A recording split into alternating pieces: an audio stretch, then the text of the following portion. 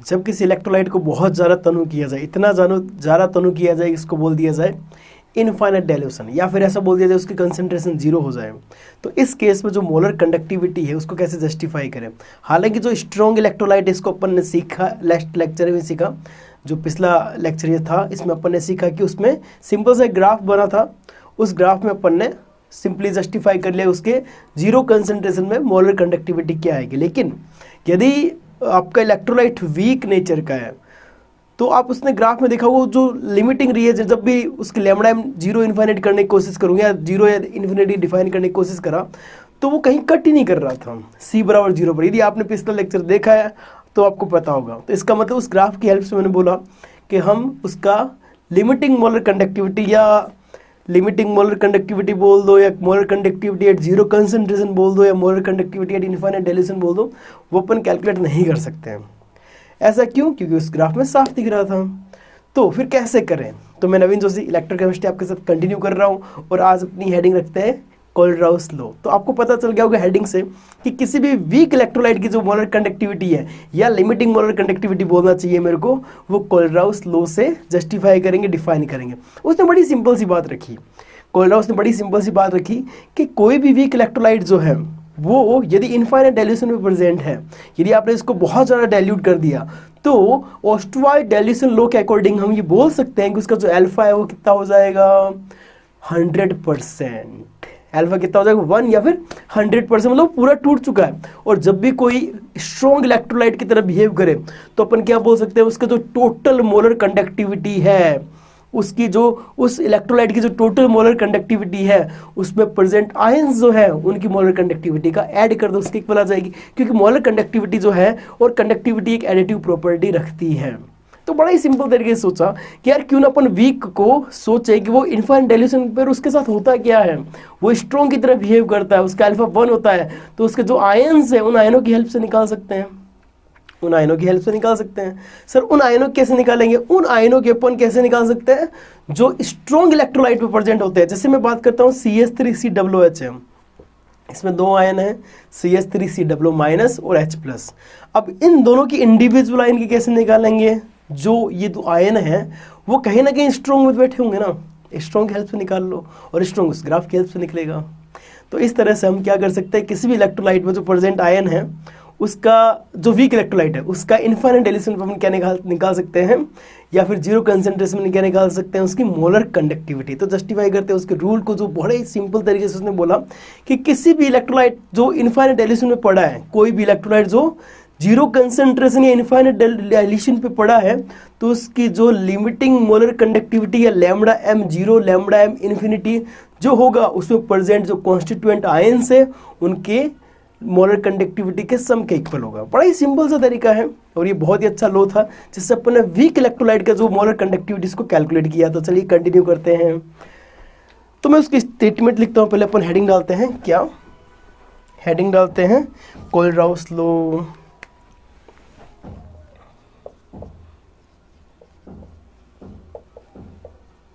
Kohlrausch law, Kohlrausch law क्या बोलता है? When an electrolyte is present, when an electrolyte is present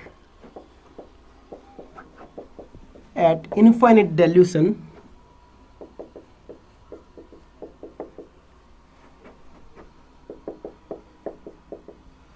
और zero concentration, एक ही बात है,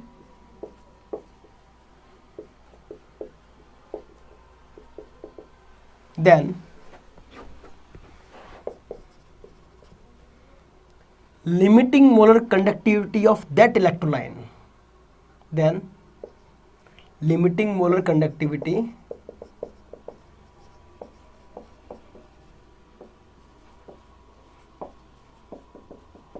क्या होती है? लैम्डा एम इन्फिनिटी बोल दे या लैम्डा एम जीरो बोल दे। Limiting molar conductivity is addition of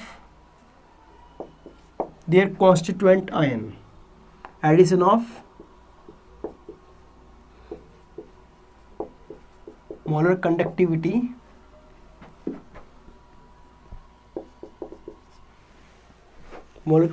of their constituent ions. तो सिंपल सी बात है। फॉर एग्जांपल अपन एक छोटे से एग्जांपल इस चीज को समझ सकते हैं। जैसे मैं चर्चा करता हूं कि लैम्डा एम इन्फिनिटी, तो CH3COOH होगा, वो क्या होगा, उसमें जो प्रेजेंट आयन है, कौन कौन सा आयन प्रेजेंट है, CH3COO माइनस, इसका लैम्डा लेना पड़ेगा। तो इसको मैं इस तरीके से लिखता हूँ, इस फॉर्मेट में लिखता हूँ, क्या लिखूंगा मैं, लैम्डा ऑफ, इसको स्मॉल लैम्डा से लिखते हैं, lambda M of CH3COO minus plus lambda M of H plus. Okay, तो इस तरह से अपन इसको कैलकुलेट कर लें, किसको, वीक इलेक्ट्रोलाइट के लैम्डा एम इन्फिनिटी को। ऐसे बहुत सारे एग्जांपल बन सकते हैं जो वीक इलेक्ट्रोलाइट हैं, ठीक है। जैसे BeOH होल्ट वाइस ले लो, इसकी बात करिए, भी एक वीक इलेक्ट्रोलाइट है, इसका लैम्डा एम की कैसे चर्चा करेंगे अपन लोग, तो सिंपल सा लिखेंगे lambda M infinity of BeOH whole twice equals to lambda M infinity. अच्छी बात है, इसमें बहुत जोरदार चीज है, बच्चे कंफ्यूज होते हैं, क्या है 2 OH माइनस आयन नहीं देगा क्या, तो 2 into lambda M of OH minus ion.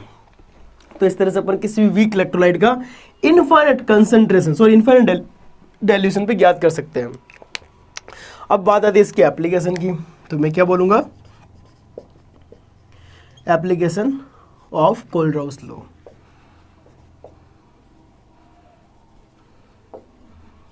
तो सिंपल सी बात है, पहला एप्लीकेशन वही है जो अपन ने चर्चा की है। पहला एप्लीकेशन क्या हो गया, calculation of lambda M infinity of weak electrolyte. जो वीक इलेक्ट्रोलाइट है वो उसकी कैलकुलेट करना, और चर्चा कैसे की जाए, एक सिंपल से एग्जांपल से।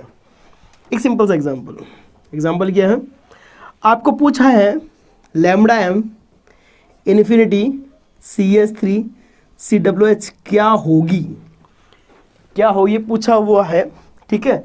और सीमन सेंटीमीटर स्क्वायर पर मोल में आपको पूछी हुई है, वो यूनिट देगा, जनरली ये यूनिट काम में आती है।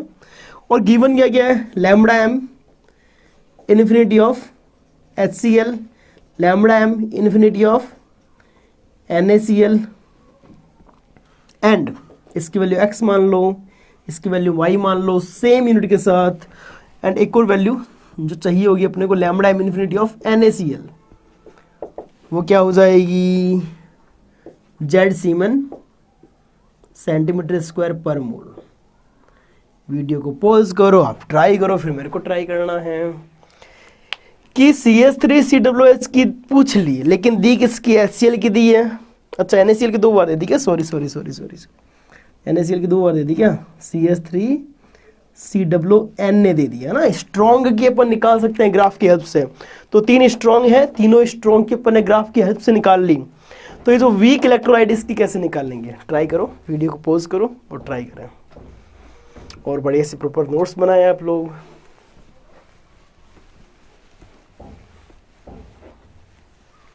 देखो देखो देखो, बड़ा अच्छा क्वेश्चन है, प्यारा क्वेश्चन है, हो जाएगा आप लोगों से।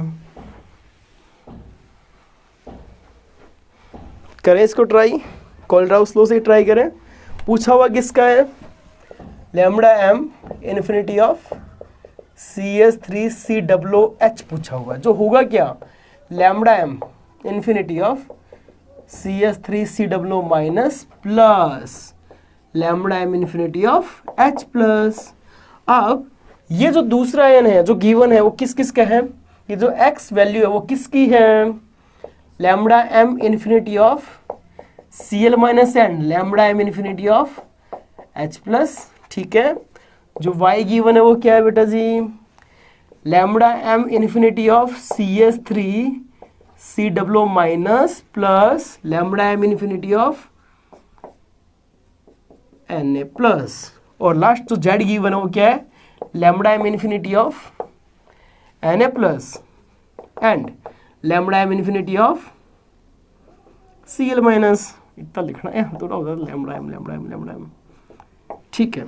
अब एक बात सोचो, अपने को ये इक्वेशन चाहिए, फर्स्ट इक्वेशन चाहिए इन तीनों इक्वेशन की वजह से। कौन सी फर्स्ट चाहिए, सेकंड, थर्ड एंड फोर्थ की हेल्प से। तो आप चीज सोचो, इसमें CH3COO माइनस ये रहा, इसमें H प्लस ये रहा, इन दोनों को है जैसे जैसे रखना है, ठीक है। और ये वाली सब्ट्रैक्ट कर दूं, क्यों? क्योंकि इसमें Cl माइनस एक्स्ट्रा आ जाएगा जब इन दोनों को ऐड करूंगा, और इसमें Na प्लस एक्स्ट्रा आ जाएगा। आप सिंपली सोचो ना, मेरे को चाहिए इन दोनों आयन की वजह से, इन दोनों आयन की वजह से ये आयन यहां पड़ा और ये आयन यहां पड़ा। जैसे इन दोनों को ऐड करूंगा तो Cl माइनस आयन की मोलर कंडक्टिविटी एक्स्ट्रा ऐड हो गई और Na प्लस की मोलर कंडक्टिविटी एक्स्ट्रा ऐड हो चुकी है। मुझे इन दोनों एक्स्ट्रा जो ऐड हुई है उसको सब्ट्रैक्ट नहीं करना पड़ेगा क्या? और इन दोनों की जो इंडिविजुअल अलग अलग जो है वो टोटल Z है, तो इन दोनों को ऐड करूंगा और जो Na प्लस और Cl माइनस का एक्स्ट्रा है उसको सब्ट्रैक्ट कर दूंगा, उसको हटा दूंगा या घटा दूंगा, तो क्या आ जाएगा? x plus Y minus Z. और ये जो आएगा क्या, वो lambda m infinity of CH3COO minus ion और H प्लस आयन की वजह से नहीं आएगा क्या? तो इसका सिंपल सा आंसर है। ऐसे बहुत सारे क्वेश्चन आते हैं बोर्ड में भी और मेंस जैसे एग्जाम में भी, नीट में भी, तो इस तरह के क्वेश्चन आपको आने चाहिए बेटा जी, ठीक है। चलो नेक्स्ट एक और एप्लीकेशन है, वो बहुत अच्छा है, उसकी चर्चा करते हैं।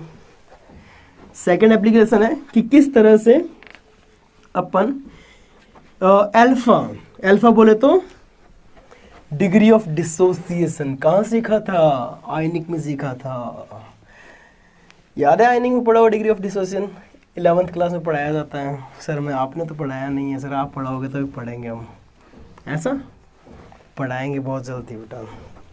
अभी 12th का ऑलमोस्ट कोर्स हो गया, ये लास्ट लेक्चर इलेक्ट्रोकेमिस्ट्री का, और 12th का कोर्स कंप्लीट है। उसके बाद अपन 11th में स्विच करेंगे और 11th भी पूरे करेंगे, बढ़िया से करेंगे, मेहनत लगा के करेंगे, ठीक है। चलो दूसरा क्या है? कैलकुलेशन ऑफ सेकंड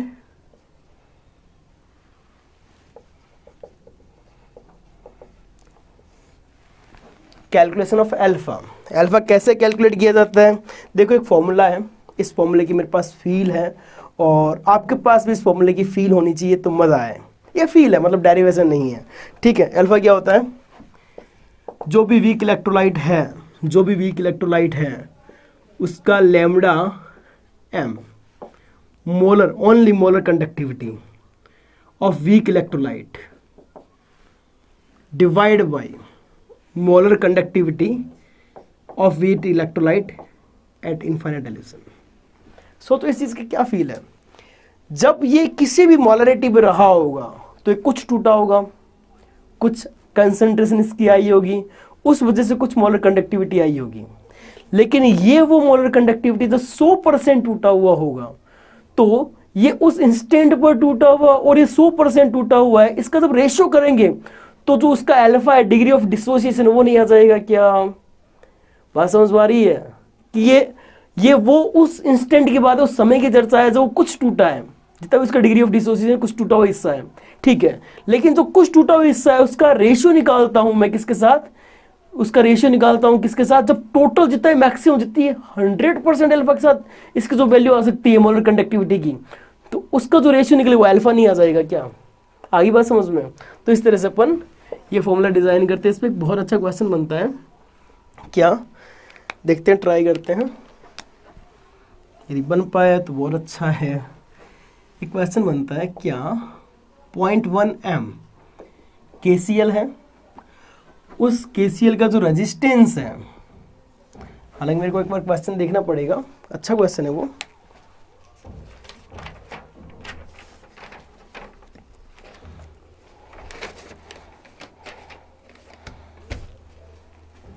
उसका रेजिस्टेंस मिला अपने को 500 ओम एंड कंडक्टिविटी मिली 10⁻³ जो कंडक्टिविटी, नॉर्मल कंडक्टिविटी अपन जो बोलते हैं, वो अपने को मिली सीमेन पर सेंटीमीटर, ठीक है।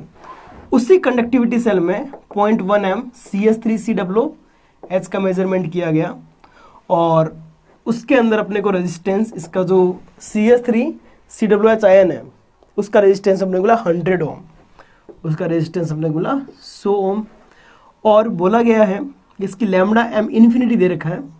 लैम्डा m इन्फिनिटी किस किस का दे रखा है? CH3COOH, मैं तरीके से लिख देता हूँ, lambda m infinity of CH3COOH, COO minus sorry, वो दे रखा है आपको 100